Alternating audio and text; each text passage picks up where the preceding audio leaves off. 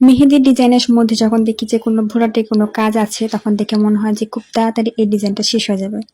কিন্তু আসলে না, ওই ভরাটের কাজ করতে গেলে অনেকটা সময় লাগে। কারণ ভরাট ঠিক মতো না করতে পারলে তখন দেখা যায় জায়গায় মেহেদি বসছে, জায়গায় মেহেদি নাই, শুকানোর পর ওটা আবার বেশি বোঝা যায়। যার জন্য ভরাটের কাজ করতে গেলেও ওটা একটু খুবই টাফ ব্যাপার মনে হয়।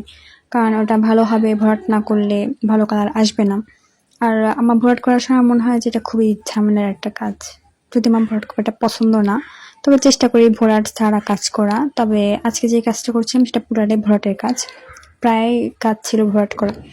অন্যদিন পর্দা আঁকানোর সময় তার একটু ভালো হয় মোটামুটি। তাও আজকে দেখলাম যে অন্য দিনের তুলনায় আজকে অনেকটাই খারাপ হয়েছে। তবে অনেকটা চেষ্টা করেছিলাম। যেহেতু এক কাজ একবার করার পরে ওটা মুছে ফেলার পর ওই কাজের মতো আর ফিনিশিং আসে না। তো প্রথমবার যখন আঁকাইছিলাম তখন ভালোই ছিল।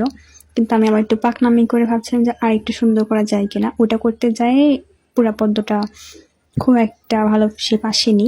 যার কারণে আমার কেমন যেন একটু কুতকুত করছিল। মনে হচ্ছিল যে পদ্মটা মুছে ফেলে এটা আবার আঁকাই। কিন্তু ওটা অনেকবার চেষ্টা করছি। ২ থেকে ৩ বার চেষ্টা করছি। আর চেষ্টা করার সময় তখন দেখা যাচ্ছিল যে কমলা, কমলা কালার সেটা চলে আসছে। এজন্য আমি আর ওটা উঠাইনি, ওভাবেই রাখছি। তা বাকি কাজটা খুব তাড়াতাড়ি শেষ করতে চাচ্ছিলাম। কারণ যাকে মেহেদি পড়াচ্ছিলাম সে বসে থাকতে চাচ্ছিল না। আমার অনেক কষ্ট হচ্ছিল যেহেতু ছোট মানুষ। আর একটা কথা, আমাদের পেজে এখন থেকে পেয়ে যাবেন অর্গানিক মেহেদি, মেহেদি বাই খুশি পেজে পেয়ে যাবেন। যারা নিতে চাচ্ছেন তারা অবশ্যই ইনবক্স করবেন। আমাদের অর্গানিক মেহেদির কালার মাশাআল্লাহ অনেক সুন্দর। এছাড়াও আপনারা পেজে দেখতে পারেন।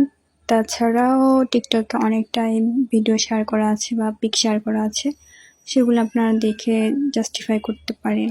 এছাড়াও অনেকটা দিন মেহেদি থাকে হাতে, আর কালার তো আলহামদুলিল্লাহ অনেক সুন্দর আসে। ডিজাইনটা কেমন লাগলো অবশ্যই কমেন্ট করে জানাবেন। ধন্যবাদ। টাটা।